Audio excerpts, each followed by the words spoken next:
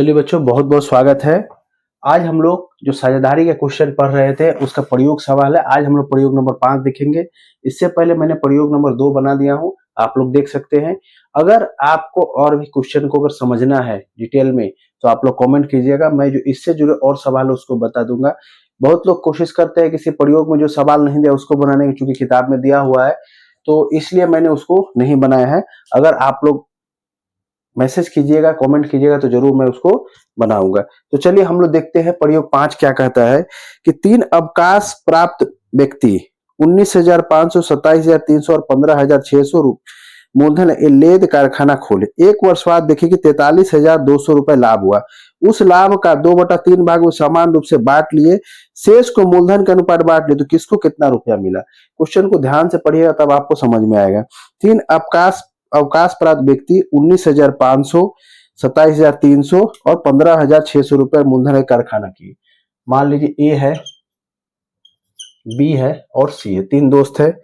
पहले ने लगाया कितना 19,500, दूसरे ने कितना लगाया 27,300 और तीसरे ने कितना लगाया 15,600। वर्ष के अंत में इतना लाभ हुआ। लाभ कितना हुआ 43,200। ठीक है, 43,200 हुआ। अब ये सवाल जो है बहुत इंपॉर्टेंट सवाल है। इसमें एक कंडीशन दिया हुआ है, उस कंडीशन को हम लोग फॉलो करके आगे बढ़ेंगे। नॉर्मली कंडीशन रहता नहीं, लेकिन इसमें कंडीशन दिया हुआ है। इस कंडीशन को देख के हम लोग आगे बढ़ेंगे। अब कंडीशन क्या है कि उस लाभ का 2/3 भाग में समान रूप से बांट लिए तथा शेष को मूलधन के रूप में बांट लिए, तो किसको कितना रुपया मिलेगा। तो मैंने पहले भी कहा है कि कंडीशन दिया रहेगा तो हम लोग उसी अनुसार चलेंगे। तो शेष लाभ का इसका 2/3 समान भाग में कहा गया है, समान भाग में है। तो इरेस्पेक्टिव ऑफ देयर इन्वेस्टमेंट, इन लोगों ने कितना पैसा लगाया उस पर हम डिपेंड नहीं करेंगे। हम लोग समान भाग 3 से जो पैसा इसका जितना भाग आएगा उसको हम लोग 3 से भाग देके पैसा डिस्ट्रीब्यूट कर देंगे। तो सबसे पहले देखिए 43,200 का 2/3 भाग कितना होता है, तो ये कितना हो जाएगा, 3 से जाएगा ही, 3 एकम 3, ये 13 हो गया 4।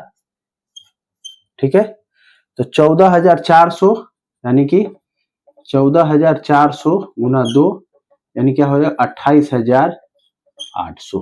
ठीक है, देख लीजिए 2 2 8 8 1, ठीक है, तो 28,800 रुपए। अब सवाल में देखिए मूलधन अलग अलग हो सकता है, लेकिन इसका क्या है कि इस रुपया को समान रूप से बांटेंगे। तो क्या हो जाएगा, समान रूप से बांटने पर यानी कि इसको भी आप 3 से भाग दीजिए। ठीक है, 3 नमा 27 और 6। ठीक है, तो 9,600 रुपए प्रत्येक को मिलना है। तो प्रत्येक को कितना मिलेगा 9,600, इसको भी मिलेगा 9,600, इसको भी मिलेगा 9,600 रुपए, इसको भी मिलेगा 18 27 और 1 28। ठीक है, अब ये जो पैसा है ये सबको मिलना है। ठीक है, ये पैसा सबको मिलना है। ठीक है, यहीं पे मैं कर देता हूं डिवाइड बाई 3, तो हो जाएगा 9। अब जो बचा पैसा उसको मूलधन के अनुपात में बांटेंगे। तो शेष लाभ कितना बचा, शेष लाभ बचा कितना हो जाएगा 43,200 माइनस 28,800, शून्य से शून्य शून्य रहेगा, 12 में से गया 4, तो ये 12 में से 8 गया 4 और 12 में से 8 गया 4। ठीक है, तो 14,440 रुपया बचा रहा। ठीक है, अब इसको क्या करेंगे, इस पैसा को ये अपने मूलधन के अनुपात में बांटेंगे।